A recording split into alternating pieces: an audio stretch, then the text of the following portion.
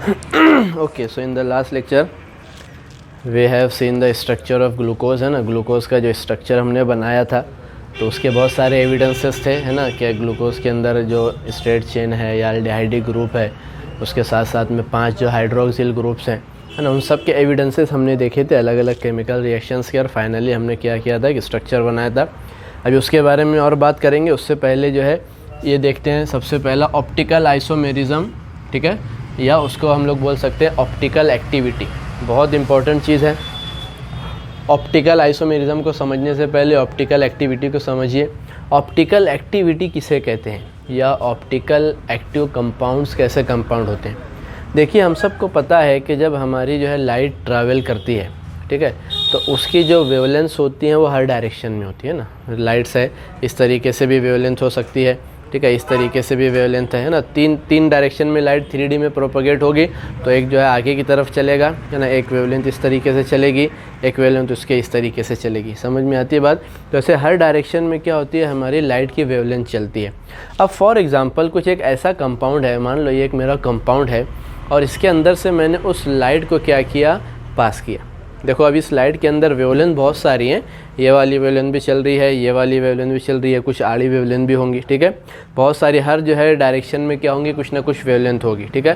तो अब मैं जब इसके अंदर से उस लाइट को पास करूँगा, तो सपोज़ करो कि ये कंपाउंड क्या कर रहा है, उस लाइट के अंदर की बाकी जितनी भी डायरेक्शन की वेवलेंथ है उन सबको रोक कर सिर्फ एक वेवलेंथ को पास करा रहा है। फॉर एग्जांपल देखिए, यहाँ पर इस तरीके से मेरा गैप है, ठीक है, ये कंपाउंड में इस तरीके से गैप है। अब या चलो मान लो इस तरफ से मेरी लाइट आ रही है, तो लाइट के अंदर ये वाली वेवलेंथ भी है, उसके बाद में ये वाली वेवलेंथ भी है फॉर एग्जांपल। तो अब क्या होगा, जब ये पास होगी यहाँ से, तो ये वाली जो वेवलेंथ है इस कंपाउंड के अंदर से पास होगी, लेकिन ये वाली वेवलेंथ इस कंपाउंड से पास होगी क्या, नहीं, वो क्या करेगा, इसको यहीं रोक लेगा। इसी तरह ये वाली को छोड़कर, देखो ये वेवलेंथ जो सीधी सीधी चल रही है हमारे पास, ये वाली वेवलेंथ को छोड़कर बाकी जितनी भी वेवलेंथ रहेगी ये कंपाउंड उनको क्या कर लेगा, रोक लेगा, उनको अपने अंदर से पास नहीं करेगा। इसका मतलब अगर ये हमारा कंपाउंड है, ये हमारा कोई भी एक मॉलिक्यूल है, इसके इस तरफ अगर जो लाइट हमने लिया, जिसकी जो हर डायरेक्शन में चलती है, अब इसके इस तरफ जब वो लाइट पास होकर जो बाहर निकलेगी, वो जो लाइट की जो वेवलेंथ होगी वो एक ही डायरेक्शन में चलेगी, ठीक है। तो उसको बोला जाता है प्लेन पोलराइज्ड लाइट। उसको क्या बोला जाता है, प्लेन पोलराइज्ड लाइट।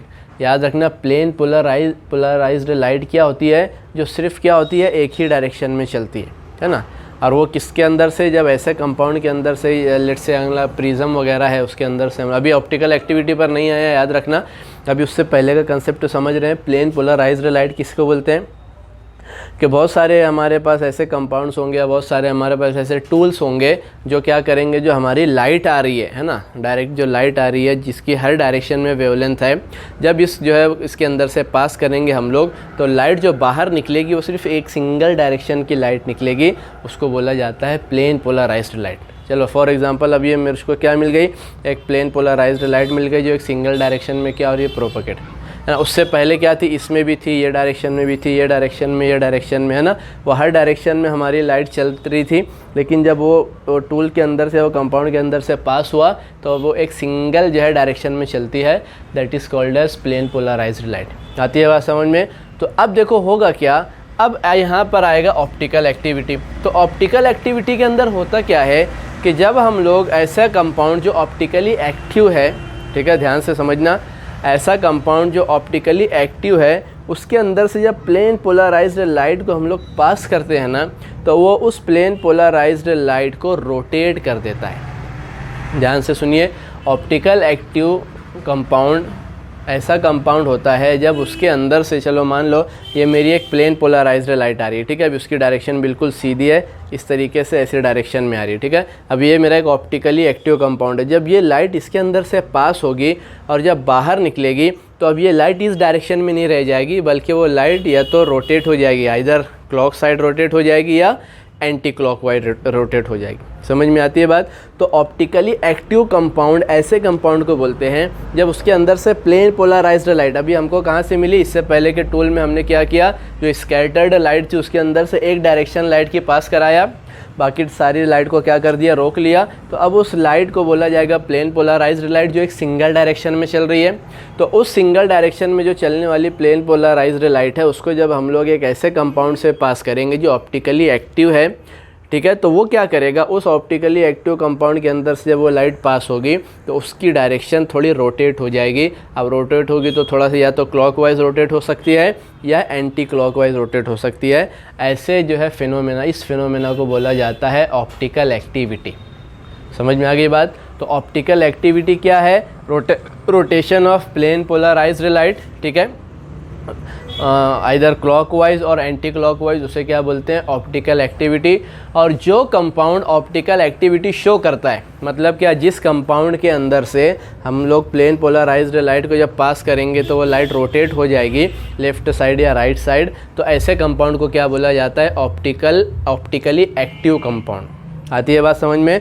तो ऑप्टिकल एक्टिविटी का मतलब क्या है, ऑप्टिकल एक्टिविटी का मतलब होता है रोटेशन, ओके, और जो है we can say the deviation of plane polarized light through left और थ्रू राइट, उसको क्या बोलेंगे, ऑप्टिकल एक्टिविटी।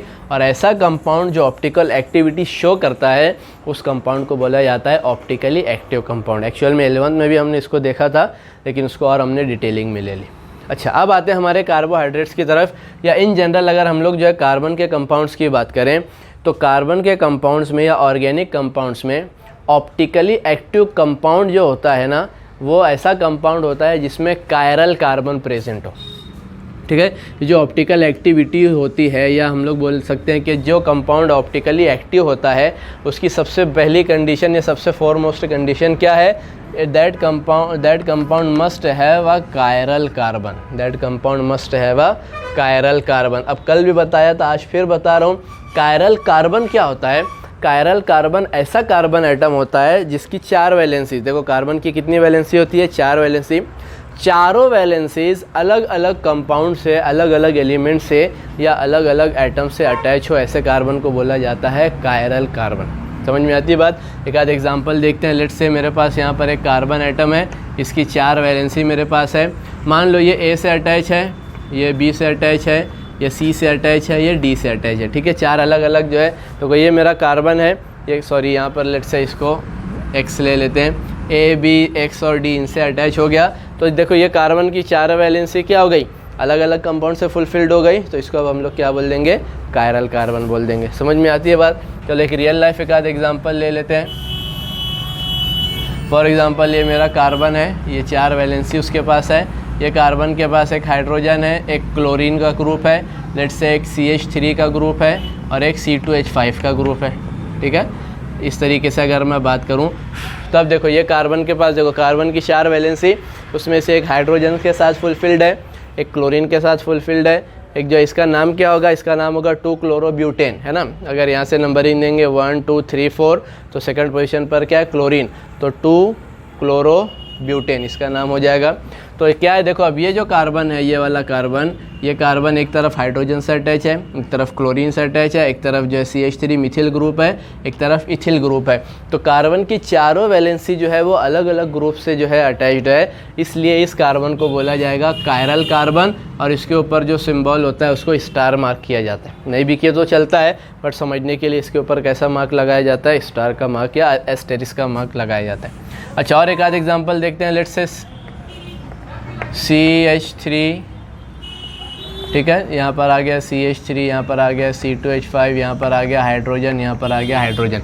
अब ज़रा बताइए ये कार्बन कायरल कार्बन है, ये कार्बन कायरल कार्बन नहीं है। वाई? क्योंकि देखो कार्बन की वैलेंसी 1 2 3 4 4 जो वैलेंसी है उसमें से 2 कौन सी के साथ है, हाइड्रोजन के साथ अटैच है। तो दोनों वैलेंसी इसकी क्या हो गई, कोई भी 2 वैलेंसी भी सेम नहीं होना चाहिए, दोनों किसके साथ अटैच होगा, हाइड्रोजन के साथ।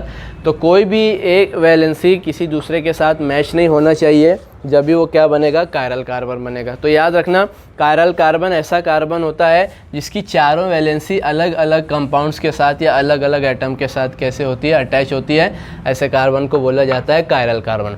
तो हमारे कार्बोहाइड्रेट्स के अंदर भी बहुत सारे कायरल कार्बन मिलते हैं, और कायरल कार्बन की वजह से क्या हमको मिलता है, ऑप्टिकल एक्टिविटी।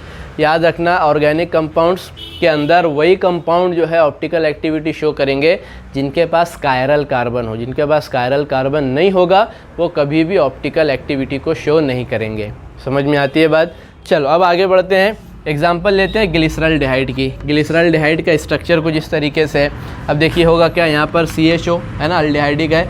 ये क्या है, अगर आपको याद होगा नॉमेनक्लेचर में लिखा था हमने, ये है अल्डोट्रायोस, है ना। ये क्या है, अल्डोट्रायोस। अल्डो मतलब अल्डिहाइडिक ग्रुप, ट्राई मतलब 3 कार्बन, और ओस किसके लिए लगाते हैं, कार्बोहाइड्रेट के लिए। तो उसके पास एक अल्डिहाइडिक ग्रुप है, और देखिए ये वो कार्बन नंबर 1, ये कल लिखा था ना हमने, this is carbon number 2 and this is carbon number 3। अगर इसको और एलाबोरेट करके लिखूं तो कैसे होगा, ये CHO, यहाँ पर आ जाएगा CHOH, और यहाँ पर आ जाएगा CH2OH। समझ में आती है बात? ये किसका स्ट्रक्चर है, ये स्ट्रक्चर है हमारा ग्लिसरॉल्डिहाइड का। ठीक है, अब देखिए इसमें ज़रा ध्यान देते हैं कि ये जो ऊपर वाला कार्बन है, ऊपर वाला कार्बन कायरल होगा क्या, नहीं होगा। क्यों? इसलिए कि इसके साथ ऑक्सीजन डबल बॉन्ड के साथ होती है। आइए बात समझिए। इसी तरह नीचे वाला कार्बन ये कायरल होगा क्या, नहीं, इसलिए कि इसके पास 2 हाइड्रोजन की वैलेंसी सेम है, एक ऊपर की तरफ और एक OH ग्रुप है ना। अगर इसको मैं थोड़ा सा एलाबोरेट करके लिखूँ तो कैसे लिखूँगा, CH2OH। अब ज़रा देखिए ये कायरल बन सकता है, नहीं, क्योंकि इसके पास 2 एलिमेंट सेम हो गए। ऊपर वाला बन सकता है, यहाँ पर देखिए CH2OH यहाँ पर लिख दिया, और इसको और अगर मैं एलाबोरेट करके लिखता हूँ तो ये क्या हो जाएगा, C डबल बॉन्ड OH। अब देखिए ये कायरल बनेगा नहीं, इसकी 2 वैलेंसी किसके साथ है, ऑक्सीजन के साथ है। तो याद रखना ऊपर और नीचे वाले एटम्स कायरल कार्बन नहीं है, लेकिन बीच वाले को अगर हम लोग देखें, बीच वाला कार्बन को देखें, यहाँ पर देखिए, यहाँ पर देखिए, इसके एक तरफ क्या है, हाइड्रोजन, एक तरफ क्या है, हाइड्रोक्सिल ग्रुप, एक तरफ क्या है, CHO, और एक तरफ क्या है, CH2OH।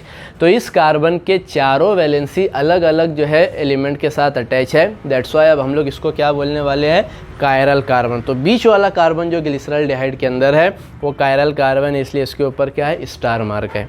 समझ में आती है? अभी सिर्फ इसके ऊपर फोकस करिए, फिर हम लोग इसको भी देखेंगे। ठीक है, तो अब देखो ये कार्बन हो गया। अब याद रखना ये जो हमारा ग्लिसरॉल्डिहाइड है, अब देखो कायरल कार्बन है, ऑप्टिकल एक्टिविटी शो करेगा। ठीक है, इसका मतलब जब लाइट उसके अंदर से पास हो गई तो वो रोटेट होगी लेफ्ट के अंदर या राइट के अंदर। आती है बात समझ में? अब देखो लाइट जो रोटेट हो रही है, आइदर क्लॉकवाइज हो रही है या एंटी क्लॉकवाइज हो रही है, इसके ऊपर से भी 2 नाम दिए जाते हैं। बहुत ध्यान से समझना कि जो कंपाउंड हमारी प्लेन पोलराइज्ड लाइट को क्लॉकवाइज, राइट हैंड साइड है ना, देखो ये मैं मेरे हिसाब से बता रहा हूँ, आप लोग थोड़ा इमेजिन करो। अगर जो कंपाउंड जो है प्लेन पोलराइज्ड लाइट को क्लॉकवाइज या राइट हैंड साइड रोटेट करते हैं, उसको बोला जाता है डेक्स्ट्रो रोटेटरी कंपाउंड। उन्हें क्या बोला जाता है, डेक्स्ट्रो रोटेटरी कंपाउंड। उन्हें बोला जाता है dextro, DEXTRO, dextro rotatory compound. तो डेक्स्ट्रो रोटेटरी कंपाउंड ऐसे कंपाउंड होते हैं जो प्लेन पोलराइज्ड लाइट को क्लॉकवाइज रोटेट करते हैं, और ऐसे कंपाउंड जो प्लेन पोलराइज्ड लाइट को एंटी क्लॉकवाइज रोटेट करते हैं उन्हें कहा जाता है लेवो रोटेटरी कंपाउंड। बहुत इंपॉर्टेंट है। The compounds which rotates the plane polarized light towards clockwise direction or towards right hand side direction, they are called as dextrorotatory compound, and the compounds which rotates the plane polarized light towards anti-clockwise direction, they are called as levorotatory compound. अब experimentally glyceraldehyde के हमको जो है 2 compound मिलते हैं, है ना। इसको बोला जाता है आइसोमेरिज्म, है ना। आइसोमर से याद है, same structural form, same molecular formula but different structure, उसको क्या बोला जाता है, आइसोमेरिज्म। और उसको जो है मतलब अच्छी से बोलें तो उसे बोला जाता है स्टीरियो आइसोमेरिज्म, है ना, कि सेम फार्मूला होता है सारे की सारा, लेकिन उनका जो एटम्स का अरेंजमेंट होता है या मॉलिक्यूल्स का वो डिफरेंट होता है। अब एक्सपेरिमेंटली ग्लिसरॉल्डिहाइड के हमको ये 2 कंपाउंड्स मिलते हैं। अब ज़रा चेक करिए, यहाँ पर भी CHO है, यहाँ पर भी CHO है, यहाँ पर कार्बन है, यहाँ पर कार्बन है, यहाँ CH2H, यहाँ CH2H, OH भी है और H भी है, मतलब मॉलिक्यूलर फार्मूला सेम हो गया। बट इनका अरेंजमेंट देखिए, ये ऊपर नीचे तो सेम है, लेकिन इस वाले में OH ग्रुप कहाँ पर है, राइट हैंड साइड पर है। यहाँ पर OH ग्रुप कहाँ है, लेफ्ट हैंड साइड। इसी तरह यहाँ पर H ग्रुप कहाँ है, लेफ्ट, H हाइड्रोजन कहाँ है, लेफ्ट में। यहाँ पर हाइड्रोजन कहाँ पर है, राइट में। तो इनका मॉलिक्यूलर फार्मूला सेम है, लेकिन इनका स्ट्रक्चर अलग है, इसलिए इन्हें क्या बोला जाता है, आइसोमेरिज्म। और मज़े की बात यह है कि एक्सपेरिमेंटली ये देखा गया कि ये वाला जो कंपाउंड है ग्लिसरॉल्डिहाइड का, जिसमें OH group right hand side में है, वो क्या करता है, प्लेन पोलराइज्ड लाइट को क्लॉकवाइज रोटेट करता है। किधर रोटेट करता है? क्लॉकवाइज। तो क्लॉकवाइज के लिए हम लोग क्या लिखते हैं? क्लॉकवाइज के लिए हम लोग लिखते हैं डेक्स्ट्रो। तो इस वजह से ये वाले कंपाउंड को या ये वाले स्ट्रक्चर को ग्लिसरॉल्डिहाइड के हम लोग क्या बोल देंगे? It is the dextro form. समझ में आती है बात? दूसरा, अब ये वाला जो कंपाउंड है, ये वाला कंपाउंड हमारी प्लेन पोलराइज्ड लाइट को कहाँ पर रोटेट करता है? Anti clockwise. इसको कहाँ को रोटेट करता है? एंटी क्लॉकवाइज रोटेट करता है, इसलिए इसे क्या बोला जाता है? लेवो। ये सारा एक्सपेरिमेंटल प्रूफ है, याद रखना। एक्सपेरिमेंट से जब जो है इस वाले कंपाउंड को जो है इसके अंदर से जब प्लेन पोलराइज्ड लाइट को जब पास किया गया तो उसने इसको कहाँ पर रोटेट किया? क्लॉकवाइज रोटेट किया। इसी तरह ये वाला कंपाउंड जब इसको जो है इसके अंदर से प्लेन पोलराइज्ड लाइट को पास किया गया तो इसने उसको कहाँ पर रोटेट किया? Anti clockwise. इस वजह से इसको बोलेंगे डेक्स्ट्रो फॉर्म और इसको बोला जाएगा लेवो। अच्छा, अब लिखने का जो मेथड है याद रखना, डेक्स्ट्रो फॉर्म को प्लस के साथ लिखा जाता है और लेवो फॉर्म को माइनस के साथ लिखा जाता है। ये इंपॉर्टेंट चीज़ है, ये याद रखने वाला है। डेक्स्ट्रो लेवो याद नहीं भी रहा या क्लॉकवाइज एंटी क्लॉकवाइज याद नहीं भी रहा तो प्लस माइनस याद करो। तो प्लस का मतलब क्या होगा? वो प्लेन पोलराइज्ड लाइट को क्लॉकवाइज क्या करेगा? रोटेट करेगा। और माइनस का मतलब क्या होगा? वो प्लेन पोलराइज्ड को राइट साइड या लेफ्ट साइड में या एंटी क्लॉकवाइज डायरेक्शन में क्या करेगा? वो रोटेट करेगा। समझ में आती है बात? तो ये एक चीज़ हो गई। अब दोनों एक दूसरे के क्या हैं? आइसोमर्स हैं, that's why they are called as optical, क्योंकि दोनों ऑप्टिकल एक्टिविटी शो करेंगे। क्यों ऑप्टिकल एक्टिविटी शो करेंगे? इसलिए कि दोनों के पास क्या है? कायरल कार्बन है। ठीक है, इसके पास ये वाला कायरल कार्बन है, इसके पास ये वाला कायरल कार्बन है। दोनों भी क्या करेंगे? ऑप्टिकल एक्टिविटी शो करेंगे, that's why they are called as optical isomers of each other. समझ में आ गई बात? इसे इनांशियोमर्स भी कहते हैं। ओके, अब आगे की तरफ आइए। अब एक होता है DL कॉन्फ़िगरेशन। याद रखना, इसका और इसका डेक्स्ट्रो लेवो से कुछ रिलेशन नहीं है, याद रखना, ये बहुत इंपॉर्टेंट है। बच्चे अक्सर इसमें कंफ्यूज रहते हैं। ये वाली DL, ये डेक्स्ट्रो और लेवो से इसका कोई रिलेशन नहीं है, याद रखना। फाइन, इसको ये क्या होता है ये अब हम समझेंगे। DL कॉन्फ़िगरेशन, ठीक है, DL कॉन्फ़िगरेशन। अब इसमें एक चीज़ ये याद रखो, अब इसके अंदर हम लोग देखते हैं सबसे नीचे वाला जो कायरल कार्बन है, बॉटम मोस्ट वाला कायरल कार्बन, नीचे से जो सबसे पहला कायरल कार्बन मिलेगा, उस कायरल कार्बन के पास OH ग्रुप लेफ्ट में है या राइट में है, हमको ये चेक करना है। ध्यान से समझिए, फिर से बता रहा हूँ। DL कॉन्फ़िगरेशन के अंदर है ना, या तो हम लोग किसी कंपाउंड के साथ D लगाएंगे या किसी कंपाउंड के साथ L लगाएंगे। तो D कब लगेगा या L कब लगेगा वो हम लोग कैसे डिसाइड करेंगे? वो हम लोग देखेंगे जो सबसे नीचे से जो पहला कायरल कार्बन मिलेगा, है ना, ऊपर से चेक नहीं करते आना है बल्कि नीचे से चेक करते आना है। नीचे से जो पहला कायरल कार्बन मिलेगा, उस कायरल कार्बन के पास OH ग्रुप लेफ्ट के साइड है या राइट हैंड साइड है। समझ में आती है बात? तो उस बेस पर हम लोग क्या करेंगे? D या L उसका नाम देंगे। अब ज़रा देखिए, चलो मैं इसी की जो है ग्लिसरॉल्डिहाइड का स्ट्रक्चर फिर से बनाया। अब नीचे से चेक करते हो, ये कायरल कार्बन है? नहीं है। ये वाला कायरल कार्बन है, नीचे से ऊपर आओ, यस। तो अब हमको ये कायरल कार्बन देखना है। अब इस कायरल कार्बन को ज़रा गौर से देखिए तो ये समझ में आएगा कि OH ग्रुप इस कायरल कार्बन के किस तरफ है? राइट हैंड साइड की तरफ है। तो याद रखना, जो बॉटम मोस्ट वाला कायरल कार्बन है उसके पास अगर OH group right hand side में है तो उस कंपाउंड को हम लोग बोलते हैं D कॉन्फ़िगरेशन वाला कंपाउंड, है ना। या तो D लगाएंगे या L लगाएंगे। तो D कॉन्फ़िगरेशन कब बनेगी किसी भी कंपाउंड की? जब जो है उसके पास बॉटम मोस्ट वाला कायरल कार्बन है, नीचे से आते जाओ, जो सबसे पहला जो कायरल कार्बन मिलेगा उसके पास जो OH ग्रुप है अगर वो राइट हैंड साइड में हुआ तो उसको हम लोग क्या बोल देंगे? D configuration. और अगर चलो यहाँ पर देखिए, नीचे से अब ये कायरल कार्बन है, नहीं, इसके ऊपर ये वाला कायरल कार्बन है, यस। अब ये कायरल कार्बन के पास OH ग्रुप किस तरफ है? लेफ्ट हैंड साइड में है। तो अगर नीचे से बॉटम मोस्ट कायरल कार्बन के पास OH group left hand side की तरफ है तो हम लोग उसको क्या लिखते हैं? वो होता है L कॉन्फ़िगरेशन। ये बहुत इंपॉर्टेंट चीज़ है, याद रखना। इसका आगे हम लोग को बहुत यूज़ होने वाला है और बहुत सिंपल है। सिर्फ चेक क्या करो, नीचे का जो बॉटम मोस्ट कायरल कार्बन है उसको चेक करो, उसके पास अगर OH group right hand side में है वो कौन सी कॉन्फ़िगरेशन हो जाएगी? D configuration. और अगर उसके पास का जो बॉटम मोस्ट वाला जो कायरल कार्बन उसके पास OH group left hand side में है तो कौन सी कॉन्फ़िगरेशन हो जाएगी? L configuration. इसका मतलब ये वाला जो ग्लिसरॉल्डिहाइड है वो D ग्लिसरॉल्डिहाइड है और ये वाला जो ग्लिसरॉल्डिहाइड है वो कैसा है? L ग्लिसरॉल्डिहाइड है। अब देखिए, अपने को ये पता है कि ये ग्लिसरॉल्डिहाइड, देखो ये जो ग्लिसरॉल्डिहाइड है ये कैसा है? डेक्स्ट्रो रोटेटरी है, मतलब प्लेन पोलराइज्ड लाइट को कहाँ पर रोटेट करता है? क्लॉकवाइज रोटेट करता है। इसी तरह ये वाला देखिए दोनों सेम है ना, तो ये वाला जो हमारा ग्लिसरॉल्डिहाइड है जो एल कॉन्फ़िगरेशन वाला है वो माइनस वाला है, मतलब वो लेवो रोटेटरी है। इसका मतलब वो प्लेन पोलराइज्ड लाइट को है ना एंटी क्लॉकवाइज शिफ्ट करता है। तो अब इसका अगर कंप्लीट नेम लिखेंगे, दो चीज़ें लिखना पड़ेगी, या तो डी है या एल है, और दूसरा प्लस है या माइनस है। तो इसको कैसे लिखेंगे, इट इज़ द डी, और ये किधर रोटेट करता है, क्लॉकवाइज, एक्सपेरिमेंट से आया, तो इसको लिखा जाएगा D into bracket plus glyceraldehyde. This is the complete name of glyceraldehyde. So D कैसे लिखेंगे, डी कैसे चेक करेंगे, सबसे बॉटम मोस्ट वाला कायरल कार्बन देखो, उसमें OH group right hand side है, तो वो क्या हो जाएगा डी। और ये प्लस माइनस कैसे आता है, एक्सपेरिमेंट से आता है। एक्सपेरिमेंट से ये पता चला कि ये वाला जो कंपाउंड है ये प्लेन पोलराइज्ड लाइट को क्लॉकवाइज रोटेट करता है, इसलिए हमने यहाँ पर लिख दिया प्लस और आगे नाम लिख दिया ग्लिसरॉल्डिहाइड। इसी तरह ये कंपाउंड पर आ जाओ, ये डी है या एल है, बॉटम मोस्ट कायरल कार्बन, उसके पास OH group left hand side में है, इस वजह से इसको बोल दिया जाएगा एल। और एक्सपेरिमेंट से ये मालूम हुआ कि ये कंपाउंड प्लेन पोलराइज्ड लाइट को लेफ्ट में या एंटी क्लॉकवाइज रोटेट करता है, इसलिए इसके साथ क्या लिखा मैंने माइनस, और आगे नाम लिख दिया ग्लिसरॉल्डिहाइड। समझ में आती है बात। तो ये दो चीज़ें इंपॉर्टेंट है, इसको याद रखना, डी कॉन्फ़िगरेशन कब लगेगी, एल कॉन्फ़िगरेशन कब लगेगी, और प्लस किसको बोलते हैं या माइनस किसको बोलते हैं। समझ में आ गई बात। तो इसका स्क्रीनशॉट ले लीजिए। ये तो हमारे पास ये चीज़ें हो गई समझने के लिए। अब हम लोग आगे बढ़कर इसका ग्लूकोज का स्ट्रक्चर देखेंगे। Okay, now let's see. अब ये हमारे पास ग्लूकोज का स्ट्रक्चर है। So this is the structure of glucose.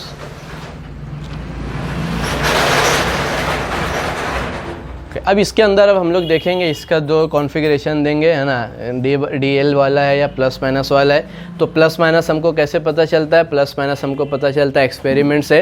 तो एक्सपेरिमेंट से ये पता चला कि हमारा जो ग्लूकोज है वो प्लेन पोलराइज्ड लाइट को क्लॉकवाइज रोटेट करता है। किधर रोटेट करता है, क्लॉकवाइज रोटेट करता है with an angle of 52.7 degree, है ना। कि अगर प्लेन पोलराइज्ड लाइट इसके अंदर से पास होगी तो ग्लूकोज क्या करेगा, उसको 52 डिग्री से किधर रोटेट करेगा, clockwise. 52 degree, that is a very big amount, ठीक है।